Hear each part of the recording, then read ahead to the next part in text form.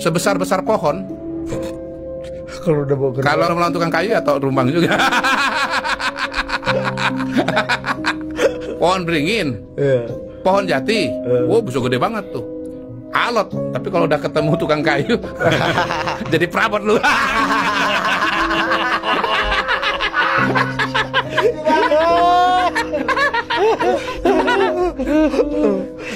Lu siapa lu dulu? Wah, gua kayu jati, Pak. Gede apa kecil? Gede. Ya, lu kok bisa jadi gini? Ketemu tukang kayu.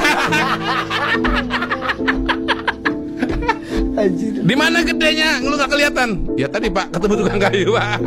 Dia punya perkakas. Kalaupun pohonnya udah tumbang, ya, jadi tukang kayunya jadi perabot. Kalau presiden selanjutnya nggak izin gimana? Iya gitu. Artinya presiden selanjutnya berarti ya sudah keluar lah. Hah? Sudah keluar. Ini post factum. Ini ada izin nggak? Ada izin nggak? Itu nggak bisa disimpulkan di depan, simpulkan belakang. Begitu kejadian, oh izin udah keluar. Mau izin mau enggak penting ya. Izin udah keluar. Izin udah keluar itu. Yang ngasih izin 08 apa 08 setengah? Yang ngasih izin 08 apa 08 setengah?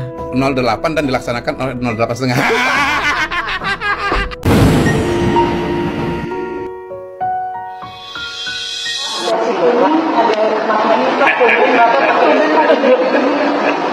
Ada maknanya Pak. Masa nggak tahu? Atas petunjuk Tuhan yang Maha Besar, maka dengan ini saya menyatakan pengunduran diri sebagai Ketua Umum DPP Partai Golkar.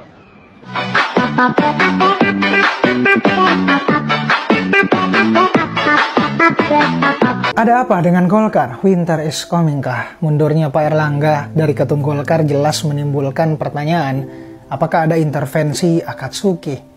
Menurut kabar sih, penyebab mundurnya Pak Erlangga ingin fokus di pemerintahan dan tidak ingin disibukkan dengan partai.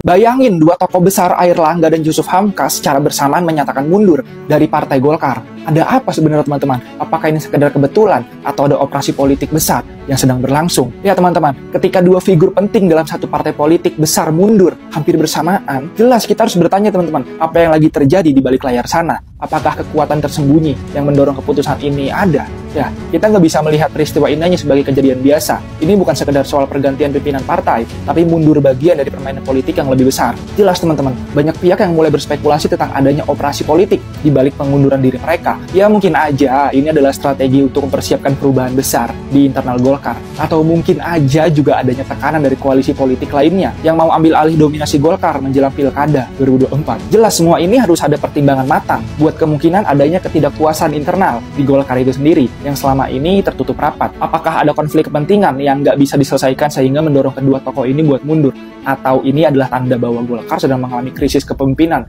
yang lebih dalam? Ya, teman-teman, pengunduran diri Airlangga Hartarto dan Yusuf Hamka dari Partai Golkar bukanlah peristiwa biasa. Ini adalah sinyal bahwa ada sesuatu yang besar sedang terjadi di balik layar. Menurut kalian gimana sih teman-teman? Share pendapat, drop komen deh. Kalian setuju nggak mundurnya Pak Airlangga Hartarto sebagai Ketum Golkar itu karena Jokowi? Bagaimana bisa? Ini dia.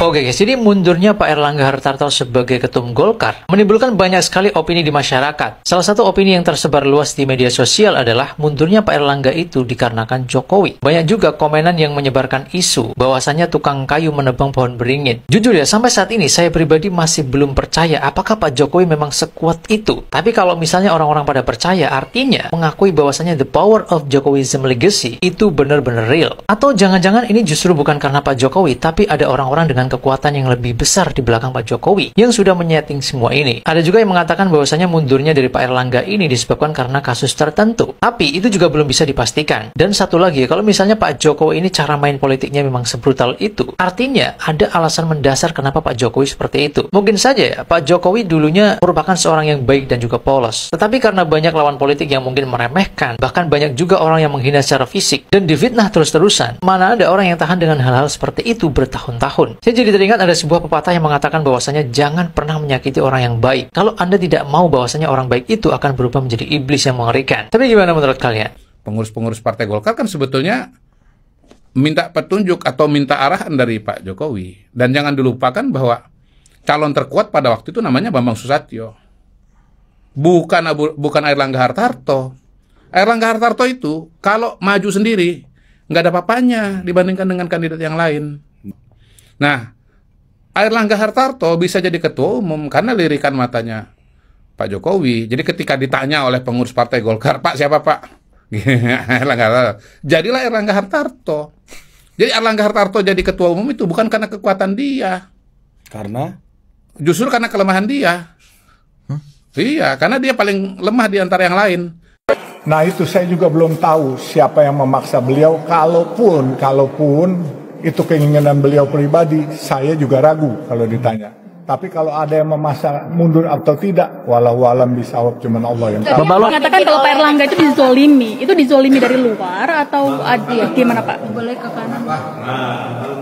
Masalah dizolimin dari luar apa dalam, saya juga nggak tahu. Ya kan. Sejauh ini nggak ada yang pernah kedengeran siapa?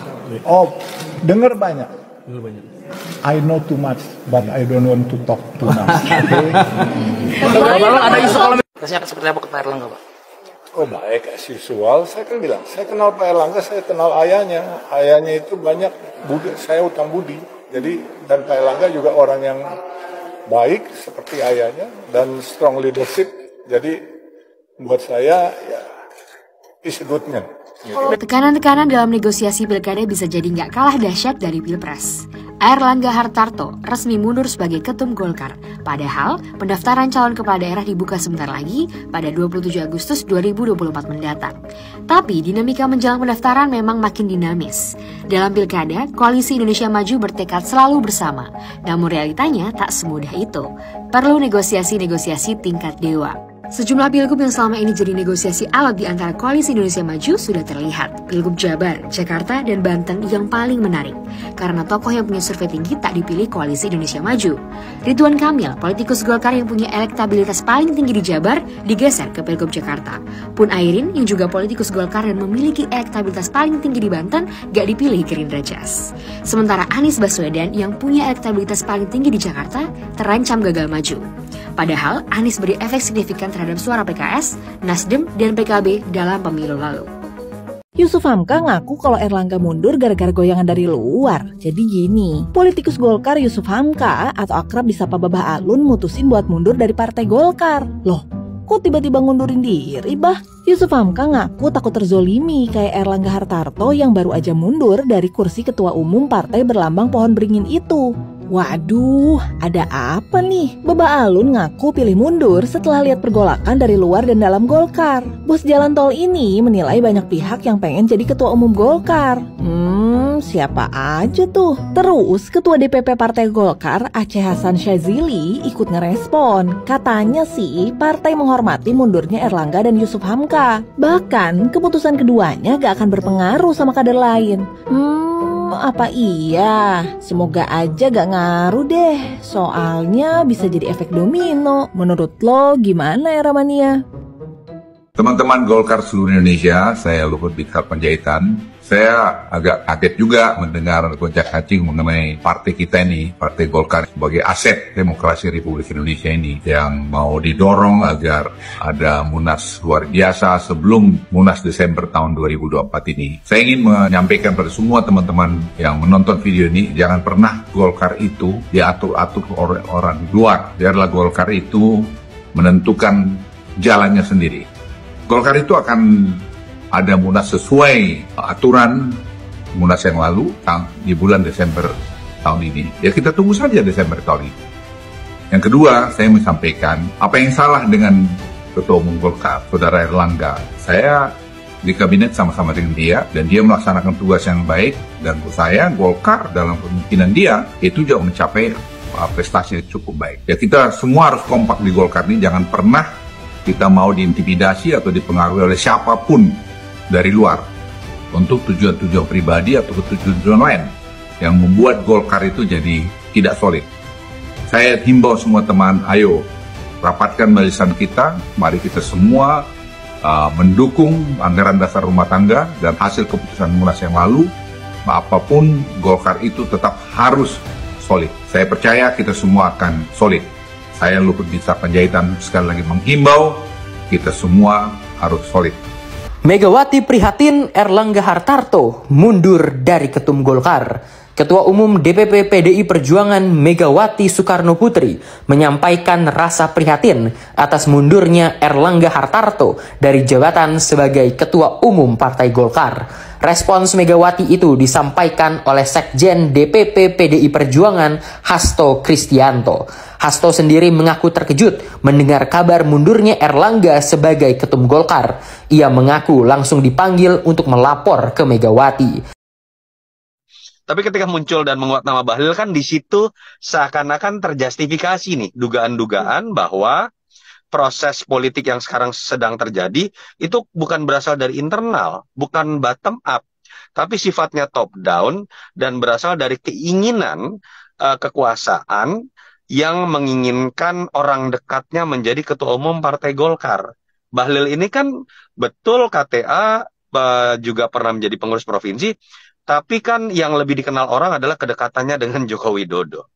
Saya Erlangga Hartarto, setelah mempertimbangkan dan untuk menjaga keutuhan Partai Golkar dalam rangka memastikan stabilitas transisi pemerintahan yang akan terjadi dalam waktu dekat, maka dengan mengucapkan Bismillahirrohmanirrohim, serta atas petunjuk Tuhan Yang Maha Besar, maka dengan ini saya menyatakan pengunduran diri sebagai Ketua Umum DPP Partai Golkar. Pengunduran diri ini terhitung sejak semalam, yaitu Sabtu 10 Agustus 2024.